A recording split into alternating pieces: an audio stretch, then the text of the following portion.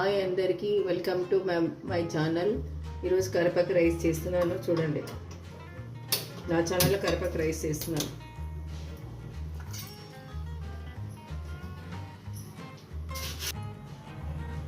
కరివేపాకు రైస్ చేస్తున్నాను. ఫస్ట్ ఒక స్పూను శనగపప్పు, అంటే కొద్దిగా శనగపప్పు, కొద్దిగా పెసరపప్పు, కొద్దిగా మినపప్పు, ఒక స్పూను. కరివేపాకు రైస్ కండి ఇది.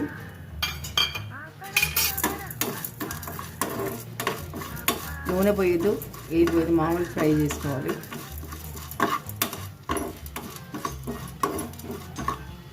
దాంట్లోనే కొద్దిగా చింతపండు, 2 రెక్కలు,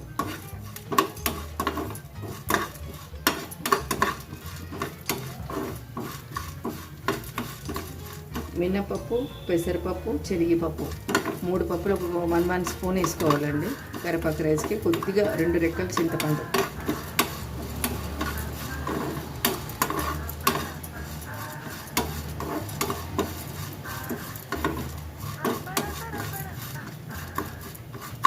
ఇలా ఫ్రై చేసుకునేటప్పుడు కాశ్మీరీ మిర్చి 2, 3, 4, 5, 6 వేసుకోవచ్చండి కాశ్మీరీ మిర్చి.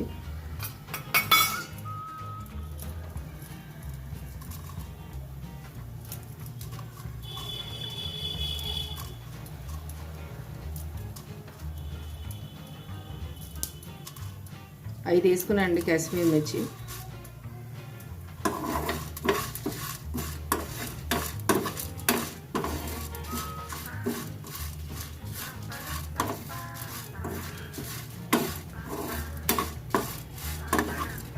ఒకవేళ మీరు నూనె పోసుకోకుండా, నూనె వేయద్దు, బటర్లో వేయించుకోండి, అది కూడా టేస్ట్ బాగానే ఉంటుంది. నేను వేయట్లేదు, నేను ఆల్రెడీ మళ్ళీ బటర్తోనే రైస్ చేయాలి కాబట్టి వేయట్లేదు, మామూలుగానే వేయించేసేసుకుంటున్నాను.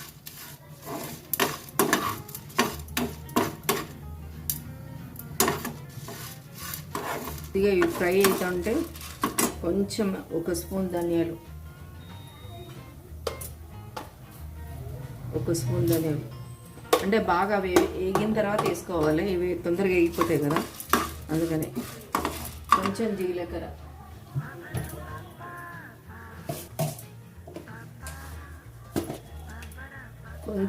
కొంచెం జీలకర్ర,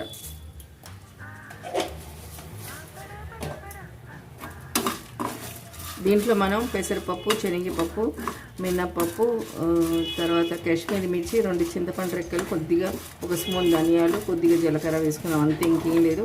పుట్టిగా వేయించుకోవచ్చు, లేదంటే బటర్లోనే వేయించుకోవచ్చు, నూనె మాత్రం పోయొద్దు, లేదంటే నెయ్యి, వాళ్ళ ఇష్టం, నెయ్యి అన్నా బటర్ అన్నా. అదే బాగా వేగిపోయిందండి, ఇది మిక్సీలో వేసుకుంటాను. కొంచెం చల్లగా కావాలి, మిక్సీలో వేసుకుంటాను. ఇట్లా వేగిపోవాలి.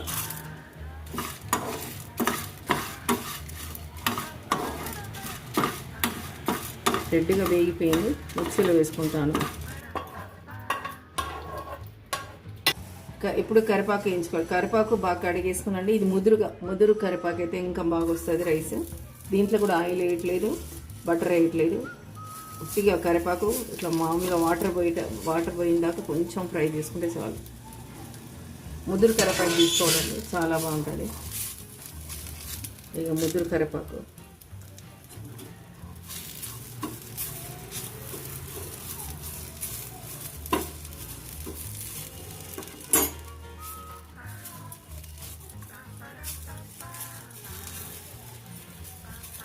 ఫ్రై చేస్తున్నాను.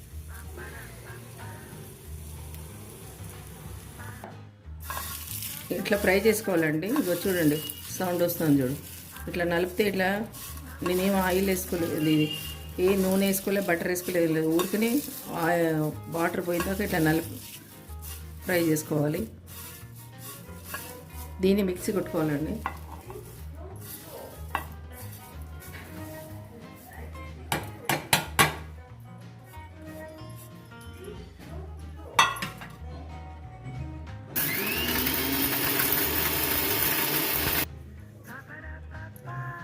ఇంకా ఇలా ఉంటుంది.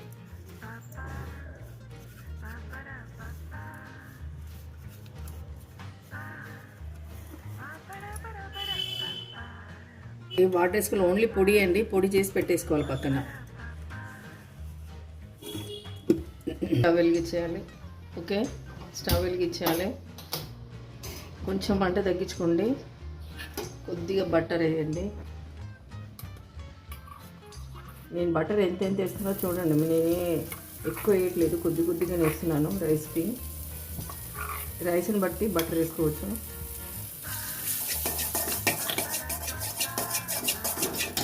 కొన్ని పల్లీలు వేస్తున్నాను.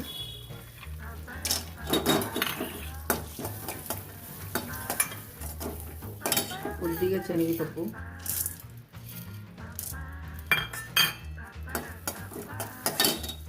కొన్ని పచ్చిమిరపకాయలు. అండ్ ఆల్రెడీ మనకు కాశ్మీర్ మిర్చి ఉంది, అది ఎంత కారం ఉండదు, అయినా కొద్దిగా మన పచ్చిమిరపకాయలు వేసుకోవాలి. పచ్చిమిరపకాయలు వేసాను. పల్లీలు కావాలంటే ఇంకొంచెం వేసుకోవచ్చు. ఇష్టం ఉన్న ఆవాలు జీలకర్ర కూడా వేసుకోవచ్చు. నేను వేస్తున్నాను చూడండి, కొద్దిగా, ఎక్కువ లేదు. ఆవాలు జీలకర్ర కొద్దిగా అంతే. పల్లీలు బాగా ఫ్రై అవ్వాలి బటర్లోనే. నేను చూడండి బటర్ ఎంత వేసాను, మీకు అసలు కనిపిస్తున్నా బటర్ ఎంత వేసాను, కొద్దిగానే వేసాను. దీంట్లోనే ఫ్రై చేయాలి, పల్లీలు బాగా వేగేటట్టుగా. దీంట్లో ఈ ఫ్రై అయ్యేటప్పుడు కొద్దిగా ఉప్పు వేసారనుకోండి, కొంచెం ఈ మిరపకాయలు తినేటప్పుడు ఈ మిరపకాయలు తినేయచ్చు, బాగా ఉప్పుగా బాగుంటాయి టేస్టీగా. అందుకే కొంచెం వేస్తాను, మళ్ళీ అన్నంలోకి కొద్దిగా వేస్తాను.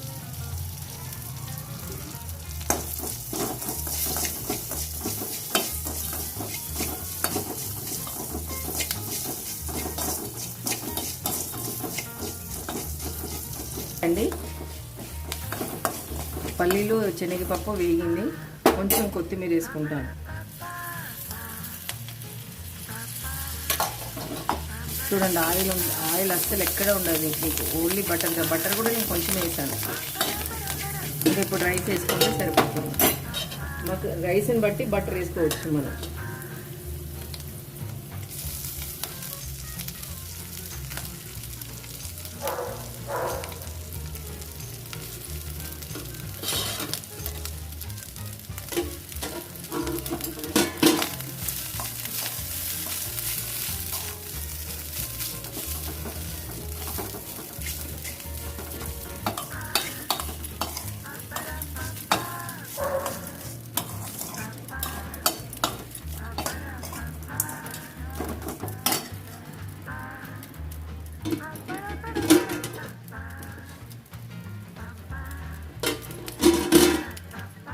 ఇప్పుడు మనం పొడి చేసుకున్న కరివేపాకు పొడి, ఇది కరివేపాకు రైస్కి పొడి చేసుకుంది వేసుకోవాలండి. దీంట్లో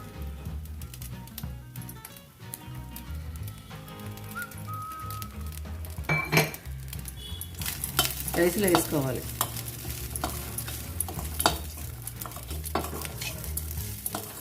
ఇది ఎందుకంటే బటర్తో చేస్తే మీకు రేపటి కూడా అలానే ఉంటుంది. ఎందుకంటే చింతపండు కూడా వేసాం కదా, రేపు 24 hours ఉంటుంది అన్నం. బయట జర్నీలో పోయినా ఉంటుంది.